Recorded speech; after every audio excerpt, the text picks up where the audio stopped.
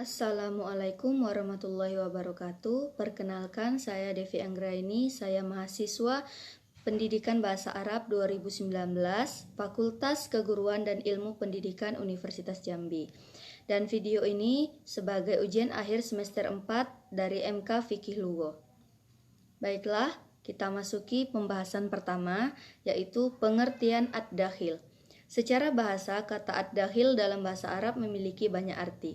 Fairuz Abadi dalam kamusnya Al-Muhit mengartikan kata ad-dakhil sebagai sesuatu yang masuk ke dalam tubuh manusia atau akalnya berupa penyakit atau sesuatu yang jelek.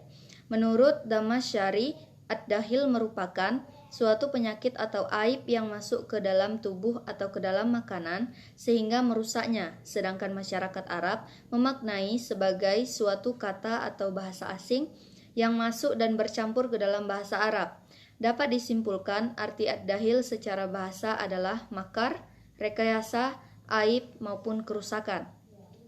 Sedang makna ad-dakhil secara istilah menurut ulama tafsir sebagaimana yang didefinisikan oleh Dr. Ibrahim Khalifah adalah penafsiran Al-Quran yang tidak memiliki sumber yang jelas dalam Islam, baik itu tafsir menggunakan riwayat-riwayat hadis lemah maupun palsu ataupun penafsiran dengan teori sesat sang penafsir. Sedang Dr. Abdul Wahab memaknai ad-dakhil dengan menafsirkan Al-Quran dengan metode dan cara yang diambil dari bukan Islam. Pembagian ad-dakhil itu sendiri ada menjadi dua jenis. Yang pertama, al-mu'arrab. Al-mu'arrab adalah kosakata tertentu yang digunakan oleh orang-orang Arab untuk ditempatkan dalam bahasanya atau kosakata yang diserap oleh orang Arab ke dalam bahasanya. Pengertian dari referensi lain menyebutkan al-mu'arrab merupakan kata-kata yang diserap dalam bahasa Arab dari bahasa lain. Tanda al-mu'arrab yang pertama, an-naql atau pemindahan berdasarkan ketetapan imam dan yang lainnya karena kata-kata tersebut bukan merupakan bahasa Arab. Yang kedua, perbedaan kata dengan wazan bahasa Arab. Hal tersebut karena keluarnya isim dari wazan-wazan isim dalam bahasa Arab. Contoh, Ibrahim. Contoh wazan ini tidak ada dalam pembentukan isim pada lisan orang Arab. Yang ketiga, kata-kata rubai dan humasi yang bebas dari huruf zalakoh. Yang keempat, gabungan ba, sin, ta. Contoh, bustan. Yang kelima, gabungan huruf jim dan to. Yang keenam, tidak ditemukan kata-kata bahasa Arab yang terdapat huruf dal dan sesudahnya adalah huruf zal. Yang ketujuh adalah studi sejarah dan penelitian ilmiah.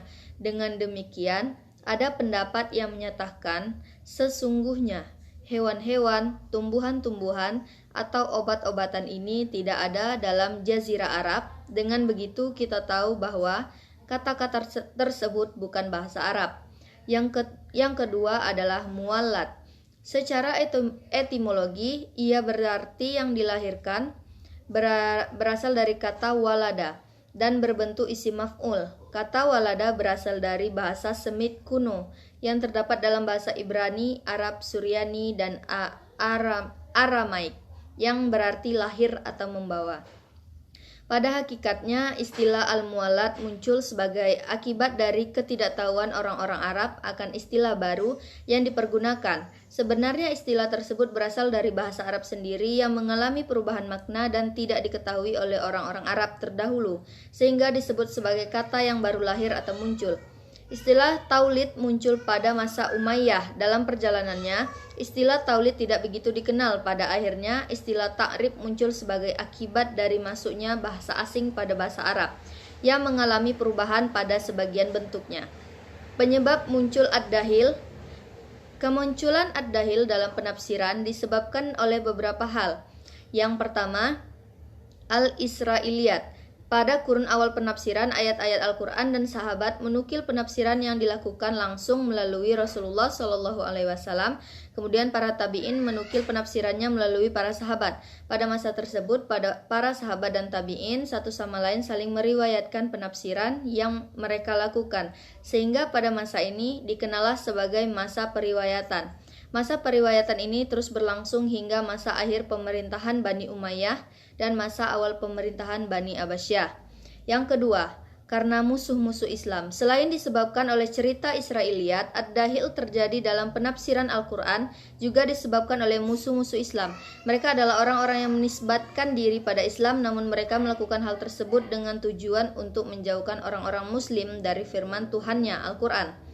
Membingungkan orang-orang Islam terhadap ajaran yang diajarkan oleh Al-Quran, dan tujuan utamanya adalah memalingkan orang-orang Muslim dari Al-Quran sebagaimana yang dilakukan orang kafir ketika Al-Quran diturunkan. Perlakuan mereka adalah digambarkan dalam Al-Quran pada surah Al-Fussilat, yang artinya, dan orang-orang kafir berkata, janganlah kamu mendengar dengan sungguh-sungguh akan Al-Quran ini, dan buatlah hiruk pikuk terhadapnya, supaya kamu dapat mengalahkan mereka. Quran Surah Al-Fussilat ayat 26. Yang terakhir adalah hadis maudhu. Dalam penafsiran Al-Quran juga sering terjadi penyusupan hadis maudhu, hadis palsu. Hadis palsu tersebut tumbuh dalam penafsiran Al-Quran bersamaan dengan pertumbuhannya hadis, karena kedua tafsir dan hadis saling terkait. Seperti dalam hadis akan mendapat hadis-hadis yang sahih, hasan, doif, serta dalam periwayatannya ada yang sikoh, masyku, diragukan. Dan apa yang dikenal dengan maudhu, palsu, hal-hal tersebut dalam penafsiran Al-Quran. Awal mula kemunculan hadis palsu pada tahun 41 Hijriah ketika orang-orang Muslim berbeda dalam perpolitikan, berpecahnya mereka menjadi Syiah, Khawarij maupun Jumhur. Selain itu juga didapati para ahli bid'ah yang menyebarluaskan kebid'ahan mereka dan condong terhadap hawa nafsu mereka. Kemudian mereka masuk Islam dengan cara menyembunyikan kekafiran mereka yang bertujuan untuk menyesatkan orang-orang Muslim dan meletakkan riwayat-riwayat yang batil. Mungkin sekian penjelasan dari saya.